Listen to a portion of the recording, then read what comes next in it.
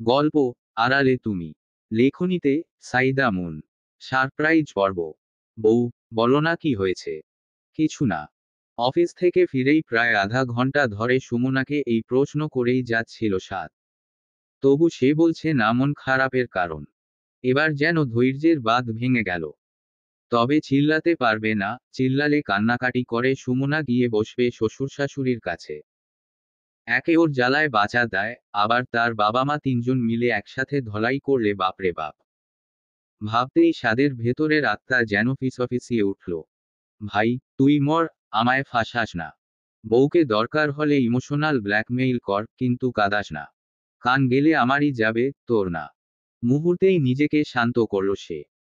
সুমনার দিকে তাকাতেই চোখ যেন হঠাৎ ঘুরে হারিয়ে যায়। হালকা খয়েরি রঙের শাড়ি পরিহিতা সেই প্রিয় মুখ সুমনা, তার পূর্ব পরিচিত প্রেমিকা, যাকে হারানোর ভয়ে লুকিয়ে বিয়েও করে ফেলেছিল। আজ সে আর লুকোনো স্ত্রী নয়, পরিবার সমাজ সবাইকে জানিয়ে সসম্মানে ঘরে আনাবো। ভাবতেই বুকের ভেতর এক অন্যরকম প্রশান্তি খেলে যায়। ঝগড়া ভালোবাসার এই বাঁধনে কেটে গেল 1 বছর বিয়ের। মুচকি হেসে সাদ এগিয়ে গেল। গাল ফুলিয়ে বসে থাকা গুলুমুলু বউটাকে পেছনে থেকে জড়িয়ে ধরে নরম পেটে টান দিল। নিজের সঙ্গে মিশিয়ে নিয়ে কানের কাছে চুমু খেয়ে বিড়বিড় করে বলল, বউ, যাই করেছি সরি তো, আর করব না। কথা শেষ হওয়ার আগেই কানের উপর বাজ পড়ল যেন। সঙ্গে সঙ্গে সুমনা গর্জে উঠল, কি করেছো সেটাই জানো না, আবার আদিক্ষেতা করতে এসেছো? একদম ঘা ঘেঁষে বসবে না, সরো। বেচারা সাদ রোমান্টিক মুডের আম্মাকে লাল সালাম জানিয়ে মুহূর্তে লাফিয়ে উঠে দূরে সরে গেল। বুক চাপড়ে থু থু দিতে দিতে মুখ ফসকে বলে ফেলল, কি খন্নাস বউয়ের জন্ম দিল শাশুড়ি। একটুর জন্য হার্ট। বাকি কথাটা গলাতেই আটকে গেল। সুমনার কড়া চোখ দেখে ঢুক গিলে বলদের মতো হেসে উঠল। সঙ্গে সঙ্গে আবার মন খারাপের ভান করে বলল, থাক, লাগবে না বলা। আমি তোমার কে? কেউই তো না, তাই এত অবহেলা। সুমনা এবার তেড়ে এসে গর্জে উঠল, এই বেডা, কতবার বলেছি চিপস আনতে, আনলে না কেন? মনে ছিল না? তা থাকবে কেন, বাইরে গেলে ঘরের বউয়ের কথা মাথায় থাকে নাকি? সাদ অবাক হয়ে পিছিয়ে গেল। কবে বলেছিল সুমনা? মনে পড়ছে না। এমন তো হয় না, সব সময়ই তো মনে রেখে আনে, নয়তো ঘরে যে ঘূর্ণিঝড় শুরু হবে তা তো জানেই। ভয় ভয় প্রশ্ন করল, মানে বেবি, কখন বলেছিলে? সুমনা রাগী গলায় জবাব দিল, ভয়েসে। সাদ যেন আবুল হয়ে গেল। ভয়েসে বলেছে সে? মোবাইলে অফিসিয়াল নোটিশ আসে প্রতি মিনিটে, এত কিছুর ভিড়ে কিভাবে খেয়াল করবে? দীর্ঘশ্বাস ফেলে সঙ্গে সঙ্গে সেও একটি ভয়েস পাঠালো, সরি বউ, ভয়েস শুনিনি। কাল থেকে ডিরেক্ট কল দিও, পাক্কা নিয়ে আসবো। এমন উত্তর দেখে সুমনা রেগে হঠাৎ ঝাঁপিয়ে পড়ল। সাদকে বিছানায় ধাক্কা মেরে চুল টেনে ধরতেই সাদ চেঁচিয়ে উঠল, আম্মু বাঁচাও, তোমার ভোলাবালা ছেলেকে মেরে ফেললো এই ডাইনি। সুমনা কটমট করে তাকালো, গালে জানের জুড়ে কামড় বসিয়ে তারপর ধূপধাপ পায়ে সেখান থেকে চলে গেল। সাদ তার যাওয়ার দিকে তাকিয়ে গাল ঘষতে ঘষতে হালকা হেসে উঠল। এ ঝাঁসির রানীকে একটু পরেই সামলে নিবে, আপাতত রাগ করুক না হয়। দিনের সিংহ সুমনা হলেও রাতের সিংহ তো সে। নিজেও চুল ঠিক করতে করতে বাথরুমে ঢুকে গেল। ফ্রেশ হয়ে নিচে নামলো। টেবিলে সবাই বসে আছে। গিয়ে রুদ্রের পাশে বসল। তাহমিদের সাথে পড়ালেখা নিয়ে টুকটাক আলাপ চলছিল। সাদকে দেখে তাহমিদ গলা ঝেড়ে বলল, ভাইয়া আজকাল কি তোমাকে বড় বড় মশা কামড় দিচ্ছে নাকি? সাদ নিজের গাল ঢাকতে ঢাকতে বলল, মশা না রাক্ষস। এর মধ্যেই মেঘ আর সুমনা একে একে খাবার সাজাচ্ছে টেবিলে। সিদ্দিকা চৌধুরী আর তাহেরা চৌধুরী একে অপরের দিকে তাকিয়ে মুচকি হাসলেন, আবার ভরতি চোখে ছেলেদের বউদের দেখছেন। মেঘ বিয়ের পর একাই সব সামলাতে চাইলেও তারা পাশে থাকতেন, তবে সুমনা আসার পর যেন দুঝায়ের শক্তি বেড়ে গেছে। এখন তো শাশুড়িদের রান্নাঘরে ঢোকার পারমিশনই নেই। আমার চুল কি পেকে গেছে রে, ছোট? তাহেরা বেগম হেসে উঠলেন। প্রতিদিনের এই প্রশ্নে তার অভ্যস্ত জবাব, না ভাবি, এখনো কালোই আছে। সিদ্দিকা বেগম মুচকি হেসে বললেন, মনে হয় বুড়ো হয়ে গেছি, বসে বসে খাই। পাশ থেকে মেঘ খাবার বাড়তে বাড়তে বলল, কম তো আর সংসার সামলাননি আপনারা। এবার একটু শুয়ে বসেই খাবেন। সুমনাও তাল মিলিয়ে বলল, হ্যাঁ হ্যাঁ, আমাদেরও শ্বশুর শাশুড়ির সেবা করার সুযোগ দিন। নাকি আমরা বেশি স্বভাব কামাচ্ছি দেখে আপনাদের জ্বলছে হুম? কথায় মুহূর্তেই হাসির রোল উঠল। তাহমিদ পাশ থেকে পিঞ্চ মেরে বলল, ভাবি, আমাকেও একটু স্বভাব ফিক্কা মেরে দিও। সুমনা কোমরে হাত দিয়ে ভ্রু কুঁচকে বলল, সরকারি নাকি? তবে ঘোষ হিসেবে কিছু মিছু দিলে দিতে পারি। সবাই মিটিমিটি হাসছে। কথোপকথনের মাঝেই রুদ্রের দাদির মুখে ফুটল সুখময় হাসি। পরিবার যেন পরিপূর্ণ হয়ে উঠেছে। 2 মেয়ে গেছে, আবার 2 মেয়ে এসেছে। সুখের শেষ নেই, হাসি ঠাট্টায় মুখর পরিবেশ। প্রাপ্তির নিঃশ্বাস ফেলে তিনি বললেন, আল্লাহ যেন এই পরিবারের বন্ধন এভাবেই অটুট রাখেন। এখন শুধু তাহমিদ দাদু ভাইটাকে সুখে দেখে মরলেও শান্তি পাব। কথায় পাশ থেকে তাহমিদ দাদির গাল টেনে নিয়ে দুষ্টুমিতে বলল, বুড়ি, আমার মেয়ের জন্মদিনে তোমাকে আর আমার মেয়েকে একই রকম পুতুল সাজাবো। তার আগে কোথাও যেতে দিচ্ছি না, বুঝলে? তিনি হেসে ফেললেন। কারো হায়াতমতের কথা বলা যায় না রে দাদু ভাই।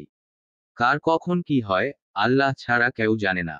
রুদ্র কপট রাগে বলল, বুড়ি, আবার শুরু করলে? বলিনি এসব কথা মুখে না আনতে। আমাদের সাথে থাকতে ভালো লাগে না, চলে যেতে চাও বারবার।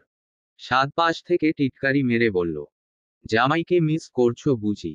দেখো, এক জোয়ান দাদা দেখে তোমাকে আবার বিয়ে করিয়ে দেব। তখন আর কোথাও যেতে চাইবে না। নাতিদের কথায় তিনি হেসেই যাচ্ছিলেন। পিহু আর সামিয়াকে খুব মনে পড়ছিল তার। থাকলে তারাও এখন মেতে উঠত এই হাসি ঠাট্টায়। হেসে বললেন, হয়েছে হয়েছে, যাচ্ছি না কোথাও তোদের ছেড়ে। শোন রে সামিয়া, পিহুর জন্য মনটা ভীষণ টানছে। কাল জামাইসহ ডেকে আনিস, কদিন থাকুক এখানে। এনামুল চৌধুরী সায় দিলেন। আমিও তাই ভাবছিলাম। অনেকদিন হলো আসেনি। আজকেই কল দেব। এরশাদুল চৌধুরী উঠে বললেন, আচ্ছা, এবার মেঘসুমনা বসো মা। এখানে সবই আছে, আমরা নিজেরাই নিয়ে খেতে পারবো। এখন একটু ছেলেমেয়েদের নিয়ে শান্তিতে খেতে দাও, বসো বসো। মুচকি হেসে মেঘসুমনা বসে পড়ল টেবিলে। এভাবেই হাসি আনন্দের সঙ্গে শেষ হলো রাতের খাওয়া দাওয়া। চৌধুরী বাড়ি এখন আগের চেয়ে আরো প্রাণবন্ত। বাচ্চা না থাকলেও সুমনার দুষ্টুমিতেই বাড়ি মাতিয়ে রাখে। সঙ্গে তাহমিদের সঙ্গ। মেঘের সবার জন্য ঢাল হয়ে থাকা, ভাইদের একজোট হয়ে সংসার সামলানো, সব মিলিয়ে যেন ঘরের কর্তাদের আসলেই ছুটি দিয়ে দিয়েছে তারা। Dash dash dash. খাওয়া দাওয়া শেষ করে মেঘ সবে মাত্র রুমে প্রবেশ করেছে। ঢুকতেই রুদ্রের গম্ভীর চেহারাটা চোখে পড়ে। সকাল থেকেই রেগে আছে রুদ্র। তার একটাই কারণ, দুদিন ধরে শরীরটা খারাপ দিচ্ছে অথচ মেঘ কিছুতেই ডাক্তারের কাছে যেতে রাজি হচ্ছে না। মুহূর্তেই মেঘের ঠোঁটে হাসি ফুটে ওঠে। দরজা লাগিয়ে ধীরে ধীরে এগিয়ে যায় রুদ্রের দিকে। তবে রুদ্র যেন তাকে দেখেও না দেখার ভান করে ল্যাপটপে কাজ করতে ব্যস্ত। মেঘ মুচকি হেসে আলমারি থেকে একটা রানীগোলাপি শাড়ি বের করে। সেটাই রুদ্র কদিন আগে তার জন্য এনেছিল। পরার সুযোগ হয়নি, আজ তাই নিয়ে বাথরুমে ঢুকে যায়। সুন্দর করে শাড়িটা পরে বেরিয়ে আসে। ড্রেসিং টেবিলের সামনে দাঁড়িয়ে চুল আঁচড়ে গুছিয়ে নেয় নিজেকে। অতঃপর একটা ছোট ব্যাগ হাতে নিয়ে দাঁড়ায় রুদ্রের ঠিক সামনে। তবু রুদ্র তার দিকে তাকায় না।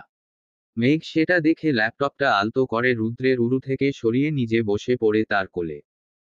গলা জড়িয়ে রুদ্রের চোখে চোখ রাখে। নরম কণ্ঠে বলে, এমন করছেন কেন? আপনার এমন চুপচাপ থাকা ভালো লাগছে না আমার। রুদ্র গম্ভীর মুখে উত্তর দেয়, এসব করে লাভ নেই, আমি বলছি না। যে আমার কথা শুনে না, তার দিকে তাকানোরও ইচ্ছে নেই আমার। আমি সত্যি ঠিক আছি। রুদ্র আর কিছু বলে না। শুধু চুপচাপ তাকিয়ে থাকে মেঘের দিকে। মেঘ আস্তে আস্তে বলতে থাকে, আমি না আপনার থেকে একটা জিনিস লুকিয়েছি। রুদ্র ভ্রু কুঁচকে জিজ্ঞেস করে, কি? এতে সেই লুকানো জিনিস আছে? মেঘ হাতের ছোট ব্যাগটা রুদ্রের হাতে দেয়। রুদ্র কপাল কুঁচকে খুলতেই থমকে যায়। তার হাত যেন আটকে যায় ভেতরের জিনিসগুলো দেখে, মনে হয় অদৃশ্য কোনো ভার বহন করছে। কি হলো, বের করুন। শ্বাসরুদ্ধ হয়ে ছটফট নয়নে তাকায় রুদ্র মেঘের দিকে, আবার ব্যাগের দিকেও। তার হাত কাঁপতে থাকে। অবিশ্বাসে ভরা চোখ, কাপা কণ্ঠে উচ্চারণ করে, ববু, এটা স্বপ্ন, এটা স্বপ্ন নয় তো? মেঘের ঠোঁটে মিষ্টি হাসি। মাথা নেড়ে বোঝায়, না। রুদ্র কয়েক মুহূর্ত তাকিয়ে থেকে দ্রুত ব্যাগ থেকে বের করে আনে ছোট ছোট জামা জুতো, সাথে একটি কাগজ, তাতে লেখা, incoming মিডার পোপা, are you waiting for me. রুদ্র আর কিছু ভাবতে পারল না। মেঘকে শক্ত করে জড়িয়ে ধরে। তার চোখ থেকে অঝরে পানি ঝরতে থাকে। ছেলেদের নাকি কাঁদতে নেই, কিন্তু জীবনের সবচেয়ে বড় সুখবর পেয়ে তার পক্ষে আর চোখের বাঁধ ভাঙা আটকানো সম্ভব হয় না। মাথা তুলে মেঘের মুখ দুহাত দিয়ে আঁকড়ে ধরে বলে, তুমি একবার বলো, তুমি একবার মুখে বলো। মেঘ ভেজা কণ্ঠে সেই সুখকর সংবাদ শোনায়, আমার প্রিয় রুদ্র মশাই, আপনি বাবা হতে চলেছেন, আর আমি মা। আমাদের ভালোবাসার চিহ্ন আসতে চলেছে এ দুনিয়ায়। রুদ্রের খুশি ধরে কে। সে তো লাফিয়ে উঠে মেঘকে কোলে নিয়ে ঘুরতে থাকে, যেন ছোট্ট শিশুকে প্রিয় খেলনা কিনে দেওয়া হয়েছে আর সে আনন্দে আত্মহারা। একের পর এক চুম্বনে ভরিয়ে দেয় মেঘকে। বউ, তুমি কি জানো, আমার জীবনের সেরা উপহারটা তুমি আমাকে দিতে যাচ্ছ। আমি কিভাবে যে বলি কতটা খুশি। আমি ভাষায় প্রকাশ করতে পারছি না। আমি বাবা হব, আমি বাবা। রুদ্রের এসব বাচ্চামি পাগলামিতে হেসে ওঠে মেঘ। সেও ভীষণ খুশি। গতকাল পিহুর কথায় সে যখন প্রেগন্যান্সি টেস্ট করে, তখনই পজিটিভ আসে। তারপর থেকেই ভেতরে কেমন যেন অদ্ভুত অনুভূতি হচ্ছিল। যেন তার শরীরের ভেতরে নতুন একটা প্রাণ নীরবে শ্বাস নিচ্ছে। আয়নার সামনে দাঁড়ালে নিজেকেই হঠাৎ অপরিচিত মনে হয়। মনে হয় সে শুধু সে নয়, সে এখন দুজন। চোখের কোণে আনন্দাশ্রু জমে ওঠে, বুকের ভেতর শিহরণ বয়ে যায়। মনে হয় শরীরের প্রতিটা ধমনীতে যেন বাজছে এক অদ্ভুত সুর, মায়ের প্রথম গান, সন্তানের প্রথম আশ্রয়। হঠাৎ রুদ্র থেমে যায়। তাড়াতাড়ি মেঘকে বিছানায় বসিয়ে রাগভরা স্বরে বলে, চিক, স্টুপিড, আমি এই অবস্থায় তোমাকে কোথায় সাবধানে রাখতে হবে। মেঘ হেসে তার হাত ধরে পাশে বসায়। সেদিন সারা রাত দুজনের কাটে গল্পে গল্পেই। মাঝে মাঝে রুদ্র মেঘের পেটে মাথা রেখে বাবুর সাথে কথা বলে। যদিও বাচ্চাটা তখনও পুরোপুরি গড়ে ওঠেনি, তবু বাবার মন তো। দুজন মিলে কল্পনার জাল বুনতে থাকে, এই ছোট্ট অদেখা প্রাণ কেমন করে হাঁটবে, কেমন করে হাসবে, কাকে প্রথম ডাকবে। তাদের মনের ক্যানভাসে ফুটে ওঠে অসংখ্য স্বপ্ন। এরই মধ্যে রুদ্র সবাইকে খবরটা জানাতে চাইলে মেঘ থামায়। বলে, কাল সবাই একসাথে হলে তখনই বলবে। রুদ্র বাধ্য ছেলের মতো বউয়ের কথাই মানে। মেঘকে বুকে টেনে নিয়ে ফিসফিস করে বলে, এখন মনে হচ্ছে শুধু তোমাকে নয়, তোমার সাথে বাবুকেও বুকে নিয়ে আছি। আল্লাহর কাছে কোটি কোটি শুকরিয়া, এত সুন্দর একটা অনুভূতি দেওয়ার জন্য। পরক্ষণেই আবার রুদ্রের হাসি মিলিয়ে যায়। তবে সামনের দিনগুলোর জন্য ভীষণ ভয় হচ্ছে। ভয়ের কি আছে? রুদ্র মেঘকে শক্ত করে জড়িয়ে ধরে মনমরা স্বরে বলে, বাচ্চা জন্ম দেওয়া কি এত সহজ? এই 9টা মাস তোমাকে কত কষ্ট করতে হবে, সেই ভেবেই ভয় হচ্ছে। মেঘ হেসে বলে, এই কষ্ট কিছুই না। প্রত্যেকটা মা হওয়ার পেছনে এই দিনগুলো থাকেই। কথায় আছে না, কষ্ট করলে কেষ্ট মিলে। আপনি শুধু আমার পাশে থাকবেন, তাহলেই হবে। রুদ্র মেঘের মুখের দিকে গভীর দৃষ্টিতে তাকিয়ে আছে, চোখের সামনে ভেসে উঠছে সেই প্রথম দিনের দৃশ্য। বেবি পিঙ্ক রঙের চুড়িদার পরা সেই ভীতসন্ত্রস্ত, হেঁচকি তোলা মেয়েটি ড্যাপ ড্যাপ চোখ মেলে ভয় নিয়ে তাকিয়েছিল ঠিক রুদ্রের দিকেই। সেই অপরিচিতা আজ তার সন্তানের মা হতে চলেছে। সময় কত দ্রুত বয়ে যাচ্ছে। আবারও মেঘের সমগ্র মুখমণ্ডল চুম্বনে ভরিয়ে দিল রুদ্র। পরম স্নেহে তার চুলে আঙুল বুলিয়ে দিতে দিতে মৃদু স্বরে বলল, ভালোবাসি বউ, ভীষণ ভালোবাসি, ভালোবাসি আমার রোদেলার আম্মুকে। মেঘ মুচকি হেসে উত্তর দিল, রোদেলা? যদি ছেলে হয়, তাহলে শেহরজের আম্মু। মেঘ কপাল কুঁচকে বলল, না না, রুদ্রান রাখব। তাহলে শেহরজ চৌধুরী রুদ্রান, আর মেয়ে হলে রোদেলা চৌধুরী মেহু। সে রাত দুজনের জীবন পরিণত হয় ভীষণ আনন্দের এক অবিস্মরণীয় রাতে। Dash dash dash. অন্যদিকে ভুইয়া বাড়িতে পিহু কোমরে ওড়না বেঁধে রান্নায় ব্যস্ত। ফারহানের মা একটু পর পর উকিঝুঁকি দিচ্ছেন, তবে পিহু তাকে রান্নাঘরে আসতে করা মানা করেছে। এমনিতেই শরীর খারাপ, তার ওপর আগুনের তাপে আরও অসুস্থ হয়ে পড়তে পারেন। ফারহান সবে মাত্র বাসায় ফিরল। মাকে এভাবে দাঁড়িয়ে উকি দিতে দেখে কপাল কুঁচকে এগিয়ে এল। কি ব্যাপার আম্মু, ভেতরে কে? এভাবে দাঁড়িয়ে কি দেখছো? ছেলের কণ্ঠ শুনে মা ঘুরে তাকালেন। চোখ মুখ ছোট করে মৃদু অভিমানী সুরে বললেন, কি আর করব? ঘরে আছে না আমার মা, মনে হয় শাশুড়ির রূপে ইনি হাজির হয়েছেন। সারাক্ষণ শাসনে রাখে। এখন আবার ঢুকতেও দিচ্ছে না রান্নাঘরে। ফারহান মায়ের কথা শুনে হেসে উঠল। বেশ বুঝতে পারছে পিহুর কথাই তিনি বলছেন। কাছে টেনে এনে সোফায় বসিয়ে দিল। ঠিকই তো করছে। তুমি অসুস্থ, একটু রেস্ট তো নাও। আমি এখন একদম ভালো আছি। দেখ, মেয়েটা একা একা কি না করছে। নতুন রান্না শিখেছে, এখনো পাক্কা রাঁধুনি হলো কিনা সন্দেহ। সারাটাও অসুস্থ, তার ওপর তোর চাচি গেছে বাপের বাড়ি। ও একা এতজনের রান্না করবে কি করে? উল্টো হাত পুড়িয়ে বসবে। ফারহান উঠে দাঁড়ালো। চিন্তা করো না, আমি আছি। তুমি রুমে গিয়ে বিশ্রাম নাও। বলেই মাকে রুমে পাঠিয়ে দিয়ে নিজেও কাপড় বদলে সোজা রান্নাঘরে ঢুকলো। চোখ পড়তেই গৃহিণীর রূপে পিহুকে দেখতে পেল। চুল খোপায় বাঁধা, কপালে সামনের কাটা চুলগুলো নেমে এসেছে। কোমরে পেঁচানো ওড়না, এক হাতে তরকারি নাড়ছে, আবার সবজি কাটছে। মনোযোগের দুনিয়ায় যেন একেবারে হারিয়ে আছে। ফারহানের ঠোঁটে জয়ের হাসি ফুটে উঠল। যেন জীবনের বড় কিছু অর্জন করেছে সে। সেই অবুঝ, বাচ্চামি করা, দুষ্টু আর বেয়াদব পিহু আজ দায়িত্ববান বধূ হয়ে দাঁড়িয়ে আছে। ধীর পায়ে এগিয়ে গিয়ে পেছনে থেকে জড়িয়ে ধরল। ঘাম ভেজা গলায় মুখ ডুবিয়ে দিল। হঠাৎ স্পর্শে পিহু চমকে উঠলেও মুহূর্তেই বুঝল এ ফারহান ছাড়া আর কেউ নয়। এক হাতে তার গাল ছুঁয়ে ঠোঁটে এক ফোঁটা হাসি খেলে গেল। কি মশাই, কখন এসেছেন? ফারহান তাকে আরো শক্ত করে জড়িয়ে গলায় টানা দুটো চুমু খেয়ে ফিসফিস করে বলল, যখন আপনি কাজে ব্যস্ত ছিলেন। তো এই গরমে এসেছেন কেন? যান, ফ্যানের নিচে বসুন। আমি শরবত করে আনছি। ফারহান তার গলায় হালকা কামড় দিয়ে সোজা হয়ে দাঁড়ালো। তার দরকার নেই। বলতে বলতেই তার হাত থেকে চাকু কেড়ে নিয়ে নিজেই সবজি কাটা শুরু করলো।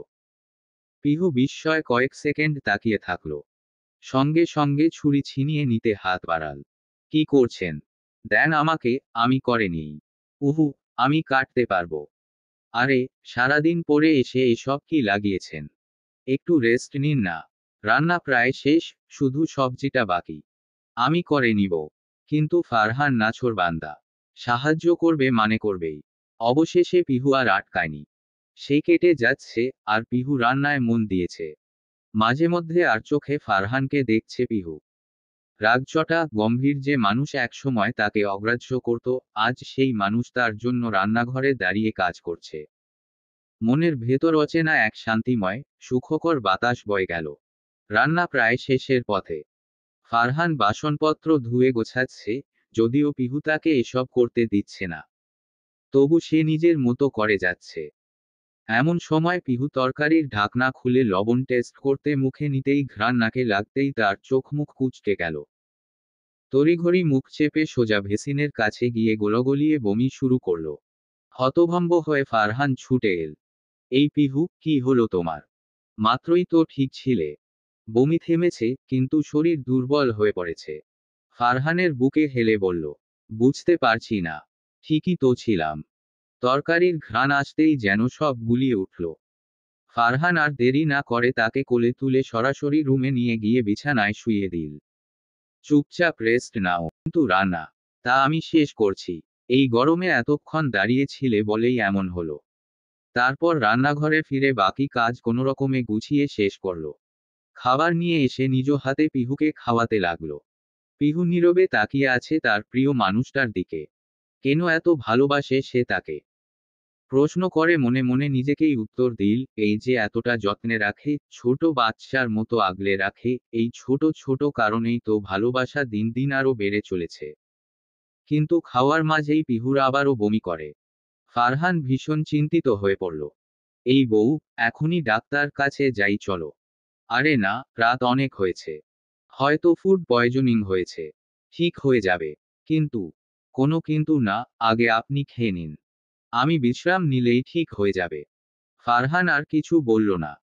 খাওয়া শেষ করে হাত ধুয়ে শুয়ে পড়ল পিহুর পাশে। নিজের বুকের কাছে টেনে নিল শক্ত করে।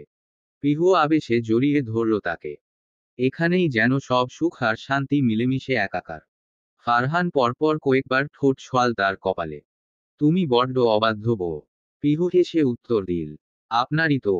আরো শক্ত করে জড়িয়ে অধিকারী কণ্ঠে ফারহান বলল, তুমি শুধু আমার, একান্তই আমার। একটু থেমে পিহুর কানে ঠোঁট ছুঁয়ে ফিসফিস করে বলল, তুমি আমার বেয়াদব বউ, আমার অবাধ্য নারী, আমার অর্ধাঙ্গিনী, আমার ভালোবাসা, আমার বর্তমান, আমার ভবিষ্যৎ, আমার জীবন, আমার সব। পিহুর ঠোঁটে ফুটল যুদ্ধজয়ের হাসি। নতুন কিছু নয়, ফারহান প্রায়ই এভাবে বাচ্চামি করে। তবে পিহুর ভীষণ ভালো লাগে এসব।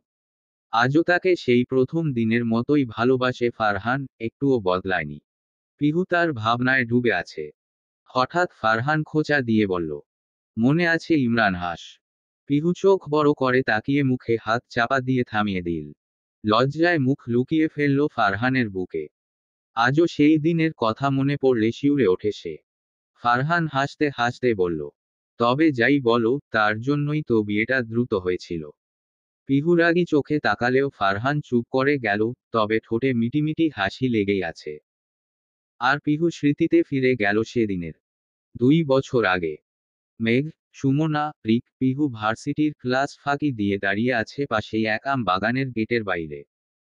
তাদের বর্তমান পরিকল্পনা, আম চুরি করা। গেটের কাছে পাহারায় দাঁড়িয়ে আছে এক বুড়ো লোক। ভেতরে ছোট একটি বাড়ি, সম্ভবত লোকটি সেখানেই থাকে। পিহু সবাইকে বুঝিয়ে দিচ্ছে কে কি করবে। যদিও মেঘ এসবের মধ্যে থাকতে চাচ্ছিল না, তবু তাকে দেওয়া হলো সবচেয়ে বড় দায়িত্ব। কি আমি নাই বাবা, মাফ কর। না না প্লিজ জানু, এমন করিস না। না, আমি যাচ্ছি, থাক তোরা। ছি, এই বুঝি ফ্রেন্ডশিপ? হাহ, মানুষের ফ্রেন্ডও দেখি, আমার ফ্রেন্ডও দেখি। মানুষের ফ্রেন্ড জান দিতে রাজি, আর আমারটা সামান্য কথা শুনতে রাজি না। পিহুর কথায় মেঘ কটমট করে তাকায়, তেরে এসে পেটে গুথা মেরে বলল, নাটক কম কর, পাপির দল। পাশ থেকে রিক, সুমনাও অনুরোধ শুরু করে। শেষমেশ মেঘ রাজি হয়। এদের সাথে সে কখনোই পারে না।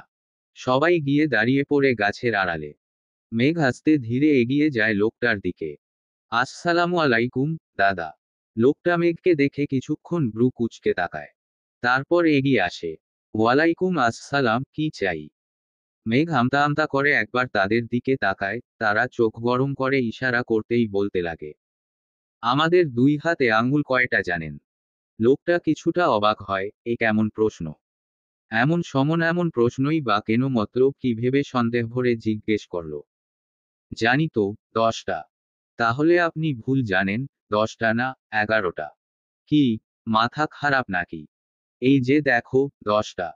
বলেই লোকটা গুনে দেখায়। তা দেখে মেঘ থামিয়ে নিজের এক হাত দেখিয়ে বলল, না, এভাবে না, আমার ডান হাতে কয়টা আঙুল? 5টা। এবার মেঘ সেই হাতের 4টি আঙুল নামিয়ে বুড়ো আঙুল তুলে রাখে, সাথে অন্য হাতের 5 আঙুলও তুলে সামনে ধরে। আর এখানে কয়টা আঙুল? লোকটি হিসাব করে বলল, 6টি। তো এবার যোগ করে বলুন, আমার 2 হাতে কয়টি আঙুল হলো? লোকটা যোগ করে বলল, 11টা। কেমনে? না না, 2 হাতে তো 10টা আঙুল। বুড়ো লোকটা কনফিউজড হয়ে যায়, বারবার গুনতে থাকে। ওদিকে ফাঁক পেয়ে পিহু, রিক, সুমনা ঢুকে পড়ে। বেশ কয়েকটা আম ইতিমধ্যেই পেয়ে গেছে। তবে ঝামেলা বাধায় রিক। লাঠি দিয়ে আম পারছিল তারা, সে পণ্ডিতি করে ইটের টুকরো দিয়ে মারে ইটা। তবে তা গিয়ে ডিরেক্ট সেই ঘরের টিনের উপরে পড়ে। সঙ্গে সঙ্গে এক মহিলার চিৎকার ভেসে আসে, এই ক্যাডারে! শালার ঘরে শালা, তোরে কে বলছে উস্তাদি করতে? আরে, মানে, এসব বাদ, আগে আম দ্রুত ব্যাগে রাখো, দেখে ফেললে কেলেঙ্কারি। মহিলাটি আস্তে আস্তে তারা কিছু আম ব্যাগে রাখলেও বাকি আম হাতেই রয়ে যায়। তাদের আম চুরি করতে দেখে রেগে যায় মহিলাটি, লাঠি নিয়ে তেড়ে আসে। কত বড় সাহস, আমার বাগানের আম চুরি করস? দাঁড়া দাঁড়া। এই তোরা ঢুকলি কেমনে? আমার জামাই না পাহারা দিচ্ছিল? পিহুরা দৌড়াতে দৌড়াতে বলল, এসব পরে দাদি, আগে সামনে দেখেন, আপনার জামাই জোয়ান মাইয়ার সঙ্গে টাঙ্কি মারে। পিটানোর হলে জামাইকে পিটিয়ে সোজা করুন, নয়তো এ বয়সে জামাই হারাবেন। পিহুর কথায় মহিলাটি দাঁড়িয়ে গেটের দিকে তাকায়। আসলেই সুন্দরী এক জোয়ান মেয়ের সঙ্গে কি যেন আলাপ করছে তার বুড়ো জামাই। সঙ্গে সঙ্গে মাথায় আগুন ধরে যায়। তবে রে, বউ রেখে অন্য বেডির সঙ্গে ফষ্টিনষ্টি। এদিকে পিহুরা দৌড়াতে দৌড়াতে মেঘকেও টেনে নিয়ে যায় সাথে। দৌড়াতে দৌড়াতে ভার্সিটির গেট পেরিয়ে মাঠে বসে পড়ে সব। সবাই হাঁপাচ্ছে, একে অপরের দিকে তাকাতেই খিলখিলিয়ে হাসির শব্দ ছড়িয়ে পড়ে। বুঝলাম না, আবেগের বয়স কি শেষ হয়ে গেছে নাকি সব কিছুতেই বিবেক কাজ করছে। রিকের কথায় সুমনা ওর পিঠে চাপড় মেরে বলল, তোর বিবেক আর গাধার বিবেক সেইম। রিক নাক তুলে বলল, ঢং না ভাই, একে তো বেডার আম চুরি করলাম, তার চেয়েও বড় কথা, বেডার বউয়ের সঙ্গে যে ঝামেলা লাগাই দিলাম। এখন তো মনে কুচুমুচু করছে, যেই দজ্জাল বেডি বেডারে যদি মারে। পিহু পাশ থেকে কাঁচা আম খেতে খেতে বলল, বেডায় কেন বেডিগর কথা শুনতে গেল? লুচ্চা বেডা, বউ থাকতে মেয়েদের কথায় কান দিল কেন? ভালো হয়েছে খাক বউয়ের থেতানি। মেঘ ব্রুকুচকে এদের কাহিনী দেখছে। ফুস করে শ্বাস ছেড়ে বলল, কোনোদিন যে তোদের জন্য আমি হুদাই বাস খাই। ভাই, তোরা কি ছোট বাচ্চা এখনো? এসব স্বভাব কখন ছাড়বি? তুমি মহিলা বিয়াইতা, তবে আমরা সিঙ্গেল, আমাদেরই সময়। হঠাৎ ফারহানের কথা মাথায় আসায় মেঘ পিহুকে জিজ্ঞেস করল, এসব বাদ, আগে বল ফারহান ভাইয়ের সঙ্গে ফের কি হয়েছে? কল ধরিস না কেন? পিহু মুখ মুচড়ে বলল, ওই বেডার কথা বাদ দে, ব্রেকআপ করে ফেলবো। নিরামিষ বেডা। বেচারা আমাকে মেসেজ দিয়ে তোর খোঁজ নিচ্ছে, এমন বাচ্চামি করিস না, কথা বলে নে। এ, আসছে কথা, আমার কথা শুনে। আমি তো শুধু একটা গানই শুনতে চেয়েছিলাম। বলে, তার গলার স্বর ভালো না। আমি তাও বলেছি, শুনুন, আমি হিরো আলমের গানও নির্দ্বিধায় শুনতে পারি। আপনি গেয়ে যান, সমস্যা নেই। বেয়াদব বেডা গাইল না, উল্টো ঘুমিয়ে গেল। অ্যাম্ব, আনরোমান্টিক জাউরা বেডার সঙ্গে আর কথা বলবো না। পিহু কথাটুকু বলে সামনে তাকাতেই দেখে মেঘরা হাসছে। তার ব্রু কুঁচকে যায়, হাসির কি আছে, সে কি জোকস বলেছে? আজব, হাসছিস কেন তোরা, আমি কি জোকস বলেছি? তোমাকে দেখে হাসছে, তুমি তো আর জোকারের থেকে কম না। হঠাৎ ফারহানের গলায় পিহু চমকে উঠে পেছনে তাকায়। ফারহান ফর্মাল গেটআপে দাঁড়িয়ে কিছুটা ভড়কে জিজ্ঞেস করল, আপনি এখানে কি করছেন? ফারহান পাত্তা না দিয়ে মেঘের উদ্দেশ্যে বলল, ভাবি এই বেয়াদবকে নিয়ে যাচ্ছি, চলে আসবেন আপনারা। বলেই পিহুর হাত ধরে হাঁটা শুরু করে। পিহু হাত ছাড়াতে বিলাপ শুরু করে, ছাড়েন, আমি কোথাও যাব না আপনার সঙ্গে। এই মেঘ, দেখ তোর ননদকে কিডন্যাপ করে নিয়ে যাচ্ছে, কিছু বল আটকা। মেঘরা হাসছে তার কাণ্ডে, কিছুই বলছে না। তা দেখে পিহু ফারহানের হাত ছাড়াতে ছাড়াতে ফের বলল, ছেড়ে দে, শয়তান। আপনি আমার দেহ পাবেন, মন পাবেন না। ফারহান এবার ধমকে উঠল, চুপ, বাদরামি অফ করো, নয়তো আর একটা কথা বললে কোলে তুলে নিব, বেয়াদব। পিহুকে নিয়ে রওনা দেয় এক রেস্টুরেন্টের উদ্দেশ্যে। পৌঁছেই গাড়ি থামিয়ে ফারহান পিহুর দিকে ফিরে। পিহু প্রশ্নাত্মক চোখে তাকিয়ে তার দিকে।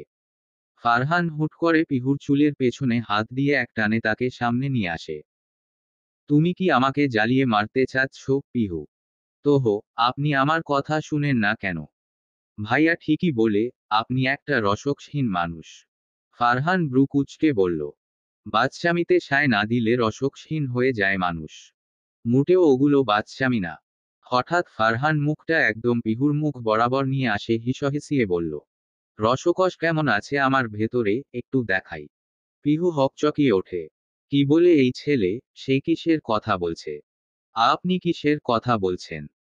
ফারহান মুখটা আরো সামনে এগিয়ে আনে, তাদের মধ্যে 1 ইঞ্চি ব্যবধান। হঠাৎ ফারহানকে এত কাছাকাছি দেখে পিহুর প্রাণ পাখি যেন উড়ে যায়। ঘন ঘন শ্বাস নিচ্ছে, চোখ তুলে তাকাতেও পারছে না বেচারি। পিহুর এ অবস্থা দেখে ফারহান মিটি মিটি হাসছে। পিহু আশফাস করছে, ছাড়া পেতে চায়। এক পর্যায়ে ফারহান তাকে ছেড়ে শব্দ করে হেসে উঠে। এতটুকুতেই শেষ রসকস দেখাতে লাগলে তো একদম নাই হয়ে যাবে। ফারহানকে মজা উড়াতে দেখে পিহু কড়া চোখে তাকায়। তাকে ভয় দেখাতেই যে এমনটা করেছে, বেশ বুঝতে পারছে। তবে পিহু কি ভয় পাওয়ার লোক নাকি? মোটেও না। নিজেকে সামলে বুক ফুলিয়ে বলে, হা, আমাকে কি মনে করেন ভয় পেয়েছি? মোটেও না, আমাকে উপরে দেখতে ভালো মানুষ মনে হলেও ভেতরে ভেতরে আমিও ইমরান হাশমি। ফারহান সিটবেল্ট খুলে বড়তে নিচ্ছিল, হঠাৎ পিহুর কথায় মুহূর্তে তার শুকনো কাশি উঠে যায়, কাশতে কাশতে চোখ বড় বড় করে তাকায় তার দিকে। ফারহানের দৃষ্টি পেয়ে পিহুর হুঁশ ফিরে, সে কি বলতে কি বলেছে। সঙ্গে সঙ্গে মুখে হাত চলে যায়। মনে মনে দুবার আস্তাগফিরুল্লাহ পড়ে ফেলেছে। কি বললে তুমি? ককে কি? বুঝেছি, বিয়েটা জলদি করতে হবে। বলতে বলতেই তাকে নিয়ে রেস্টুরেন্টে ঢুকতেই পিহু চারিদিকে দেখতে থাকে। পুরো রেস্টুরেন্ট খালি, তবে সুন্দর করে সাজানো, আশেপাশে বেলুন, ফুল দিয়ে ডেকোরেশন করা। পিহু দেখতে দেখতে বলে, এই, এটায় কারো জন্মদিন হয়তো, চলুন আমরা অন্যটায় যাই। বলতে বলতেই পাশে ফিরে তাকাতেই দেখে ফারহান নেই। চকিত নজরে আশেপাশ খুঁজতে থাকে। কোথায় গেল ফারহান এই শুনশান রেস্টুরেন্টে তাকে একা রেখে। ভয় ভয় পেছনে ঘুরে বের হয়ে আসতে নেয়। ঠিক তখনই আশেপাশের সব লাইট জ্বলে উঠে, সঙ্গে সঙ্গে উপর থেকে গোলাপের পাপড়ি এসে পড়ে পিহুর উপর। পিহু অবাক হয়ে সেখানেই দাঁড়িয়ে যায়। তখনই পেছনে থেকে একটি গলা ভেসে আসে। ওহে আমার প্রিয় অবাধ্য নারী, আজকের মতো একটু বাধ্য হয়ে আমার কথায় একটু পেছনে ফিরে দেখুন। পিহু সাথে সাথে পেছনে ফিরে তাকায়। চোখের সামনে ভেসে ওঠে পরিচিত মুখগুলো। ফারহান হাঁটু মুড়ে বসে আছে। তার হাতে রিং বক্স, পিছে ফারহানের পরিবার সহ পিহুর পরিবার। পিহু অবাক, তার ভাই, বাবা, চাচা সব এখানে। আপনাকে আমি হালালভাবে আমার ঘরে তুলতে চাই। আপনার বাদরামি, বাদশামি, আপনার সাথে যুক্ত যত যা আছে সবকিছুকে আমি নিজের করে গ্রহণ করতে চাই। আপনাকে আমি আমার জীবনের প্রথম ও শেষ নারী হিসেবে আমার ঘরে তুলতে চাই। ফারহানের কথায় পিহু কি রিয়েকশন দিবে বুঝতে পারছে না। চোখ দিয়ে অঝরে পানি পড়ছে, হাত কাঁপছে। এতগুলো মানুষের সামনে ফারহান এভাবে তাকে চাইতে পারে, কল্পনার বাইরে। ভীষণ অবাক, বিস্ময় সব মিলিয়ে কেমন এক অনুভূতি। তাকে চুপ থাকতে দেখে ফারহান নরম গলায়, আকুতিভরা সুরে ফের বলল, আপনি কি আমার এই চাওয়াগুলো পূরণ করতে রাজি? আমার জীবনসঙ্গী হতে রাজি? মিসেস ফারহান রাশেদ ভুইয়া হতে রাজি? পিহু ঠোঁট কামড়ে কাঁদছে, আনন্দের অশ্রু গড়িয়ে পড়ছে বাঁধ ভেঙে। একবার পেছনে বাবা মা ভাইয়ের দিকে তাকাতে দেখে তাদের মুখেও হাসি।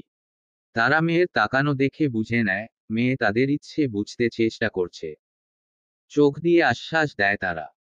পিহু একবার মেঘদের দিকে তাকিয়ে এগিয়ে আসে, হাত সামনে বাড়িয়ে দিয়ে পরপর কয়েকবার মাথা নাড়িয়ে বলল, হ্যাঁ হ্যাঁ, আমি আপনার সারা জীবনের সঙ্গী হতে চাই। ফারহানের মুখেও হাসি ফুটে উঠেছে, চোখে পানি চিকচিক করছে।